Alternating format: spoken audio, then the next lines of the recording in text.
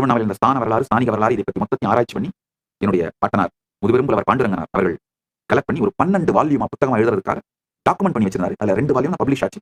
மீதி அவருடைய மகன், என்னுடைய மாமாவுமானவர் எங்கிட்ட ஹேண்ட் ஓவர் பண்ணியிருக்காரு. அதெல்லாம் படிச்சு பார்க்கும்பொழுது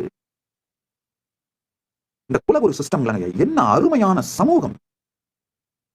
அந்த சமூகத்துக்குள்ள யாரும் ஏழ்மையாகாது, டிப்ரெஷன்ல வந்து சூசைட் பண்ணிக்காம, உடல் நலம் கெடாமல் நல்லா வாழ்ந்திருக்காங்க. அது மொத்தத்தையும் குலகுரு உட்கார்ந்து கண்டினியூஸா அட்மினிஸ்டர் பண்ணியிருக்காரு. அது மட்டும் இல்லாம அந்த குலகுருக்கு நல்லா தெரியும் அந்த குலத்தை சார்ந்த பிரச்சனைகள், அவங்கள யாராவது டிப்ரெஷன் போனா அதுல எப்படி வெளியில எடுத்து வரதுன்னு.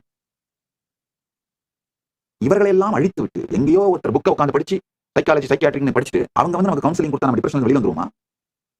அவங்களுக்கும் உங்களுக்கும் பழக்கம் ஏற்பட்டு புரிஞ்சுக்கிட்டு அந்த பிரச்சனையோட ஆழத்தை தெரிஞ்சுக்கிறதுக்கு 2 வருஷம் ஆகும் அந்த டாக்டர். அதுக்குள்ள உங்களுக்கு வேற ஏதாவது ஒரு பிரச்சனை வந்து இந்த பிரச்சனை மறந்து போயிடும்.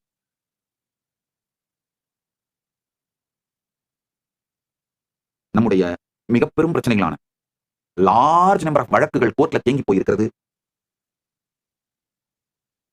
Large level depression, large level obesity, large number of divorces.